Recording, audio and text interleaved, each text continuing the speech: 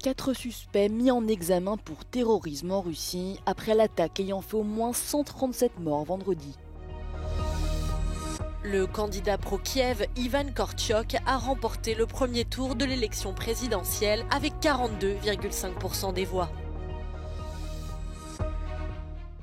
Quelles sont les priorités des Européens à l'approche des élections européennes? Le sondage exclusif Ipsos commandé par Euronews vous en dira plus.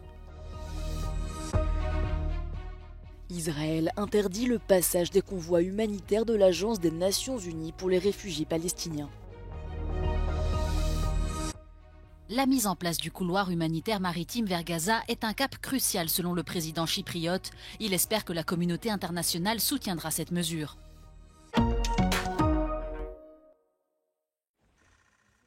Quatre hommes mis en examen pour terrorisme en Russie. Ils sont suspectés d'être les assaillants qui ont fait au moins 137 morts vendredi selon le dernier bilan officiel. Les 4 suspects de l'attaque, qui a eu lieu dans une salle de concert près de Moscou, viennent du Tadjikistan, un pays d'Asie centrale ayant fait partie de l'Union soviétique. Tandis que de nombreuses personnes rendaient hommage aux victimes, le président russe Vladimir Poutine insinuait une possible implication de l'Ukraine dans l'attaque, une thèse immédiatement démentie par Kiev et les États-Unis. L'État islamique au Khorasan, la branche d'Asie centrale de Daesh, a revendiqué l'attentat. Cette attaque du mouvement islamiste la plus meurtrière que l'Europe ait connue a ravivé les craintes d'un retour du terrorisme sur le continent.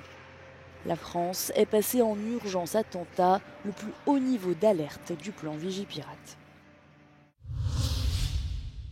Ivan Kortchok a remporté ce samedi le premier tour de l'élection présidentielle en Slovaquie avec 42,5% des voix. Ce candidat pro-Kiev affiche 5 points d'avance sur son rival Peter Pellegrini, l'actuel président du Parlement, qui est lui ouvertement pro-russe et soutenu par le Premier ministre en place, Robert Fico. À travers ces résultats, la presse et les experts décrivent la société slovaque comme tiraillée entre l'Union européenne et le maintien de liens forts avec la Russie. Asi rozdielom 5% zhruba.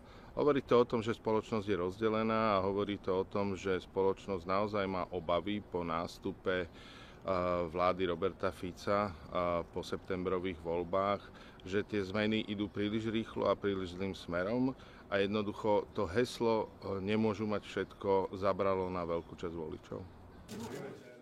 Peter Pellegrini, le candidat pro-Moscou, a remporté 37% des suffrages.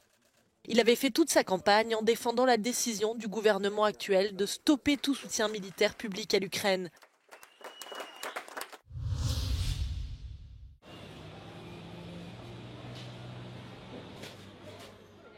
Instabilité économique, prix élevés, protection sociale en baisse, la demande d'une Europe plus sociale s'accentue dans tous les pays membres, en particulier dans le sud de l'Europe, d'après un sondage Ipsos exclusif commandé par Euronews et réalisé dans 18 pays européens.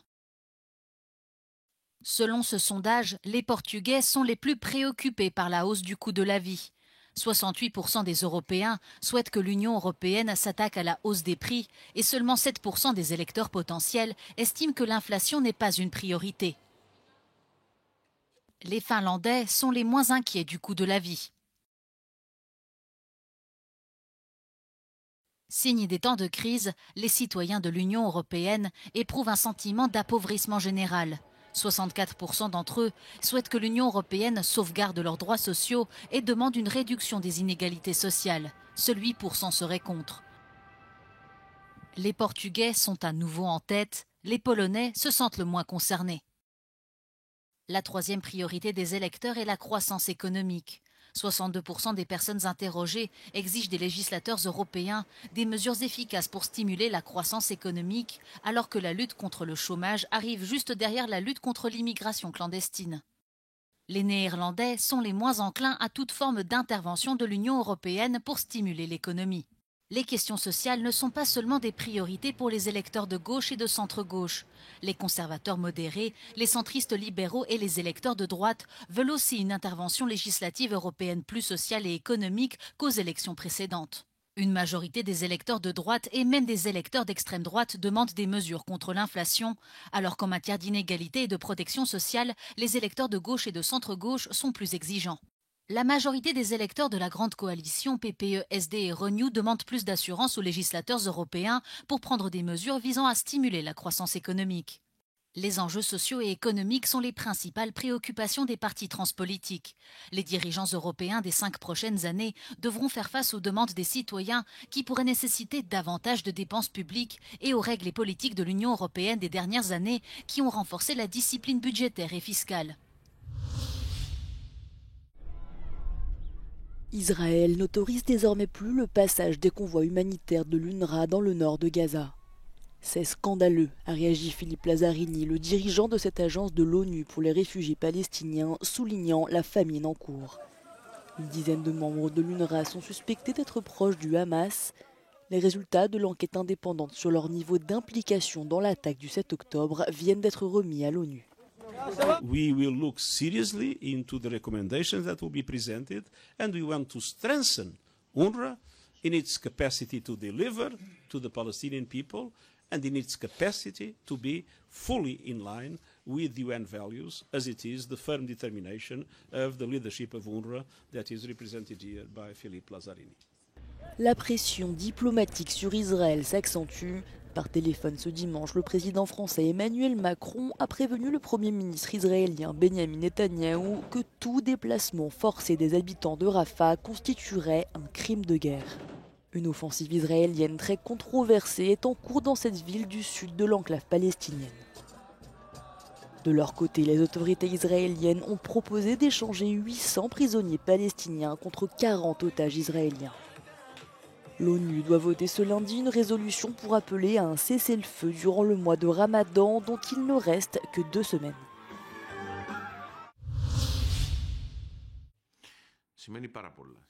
Le président chypriote Nikos Christodoulides a déclaré dans une interview accordée à Euronews que le couloir maritime ouvert pour le transport de l'aide humanitaire vers Gaza est une étape très importante qui doit être soutenue par la communauté internationale. Il a également souligné que le projet marque un cap crucial. Είναι η πρώτη φορά μετά από 17 χρόνια που έρεται ο ναυτικός αποκλεισμός της Γάζας από πλευράς του Ισραήλ μόνο για πλοία που φεύγουν από την Κύπρο. Χαίρομαι που οι συνάδελφοί μου στο Ευρωπαϊκό Συμβούλιο αναγνώρισαν τον ρόλο της Κυπριακής Δημοκρατίας και τη σημασία του ανθρωπιστικού διαδρόμου. Μπορεί να παίξει ρόλο στην ανοικοδόμηση, για παράδειγμα, της Γάζας. Η Αμάλθεια αποτελεί ένα πρότυπο, ένα παράδειγμα το οποίο μπορεί να εφαρμοστεί σε πολλές των περιπτώσεων σε κρίσεις που έχουμε στην περιοχή. Le premier trajet a été effectué par le navire de l'ONG Open Arms transportant 200 tonnes d'aide alimentaire vers Gaza. Un deuxième bateau est prêt à partir prochainement.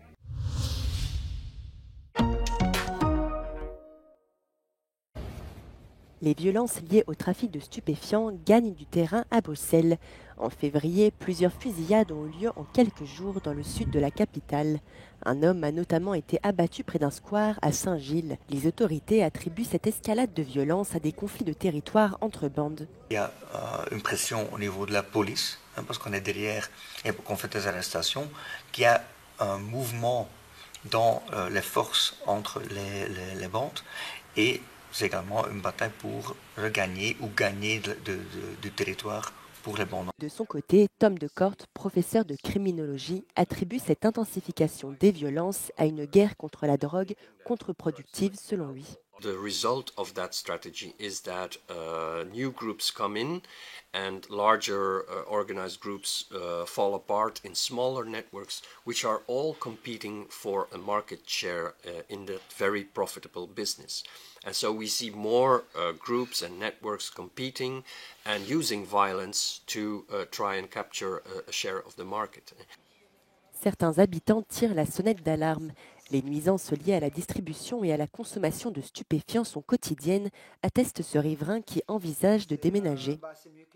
Ce qu'on voit, c'est des gens en dépendance qui sont dans la rue, devant les portes des gens qui fument du crack, des dealers dans les parcs, dans les coins de rue. Moi, j'attends des pouvoirs publics qui trouvent des solutions concrètes. Je suis pour la solidarité, je suis pour qu'on aide les gens à sortir de leur dépendance, mais en même temps, je suis aussi pour la sécurité. Les instances régionales et fédérales sont régulièrement accusées de se jeter la pierre pour expliquer les lenteurs de la réponse des autorités. La région a récemment annoncé une nouvelle stratégie de lutte contre le trafic de stupéfiants à Bruxelles, déclinée en 3 axes. Donc il y aura une réponse au niveau des services de sécurité, une réponse au niveau des acteurs de la prévention et aussi une réponse pour toutes ces questions infrastructurelles. La Belgique est une des plaques tournantes du trafic de stupéfiants en Europe. La statistique est souvent répétée. Seuls 10% de la drogue qui circule via le port d'Anvers, importante porte d'entrée des stupéfiants sur le continent, est saisie. Si la cocaïne est importée notamment d'Amérique latine, la Belgique et les Pays-Bas sont d'importants producteurs de MDMA et d'amphétamines. C'est un problème mondial, très compliqué à résoudre. Les différents niveaux de pouvoir doivent intervenir, donc aussi bien la commune que la région que le fédéral. La population mondiale va chuter d'ici 2050. Selon une étude de l'Université de Washington, publiée dans la revue The Lancet, les taux de natalité mondiaux diminuent à tel point que dans 25 ans, les 3/4 des pays du monde n'auront pas assez d'enfants pour renouveler leur population. Pour le professeur Melinda Mills de l'université d'Oxford, cela n'est peut-être pas une mauvaise chose. You know, when I stand back as a demographer and look at this and say, do we have to maintain our population size?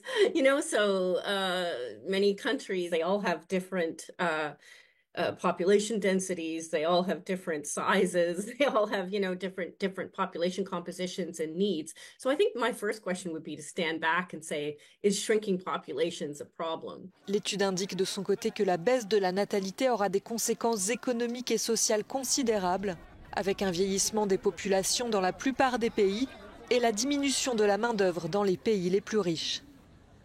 Il y a 70 ans, les femmes avaient en moyenne 5 enfants. Aujourd'hui, elles en ont à peine plus de 2.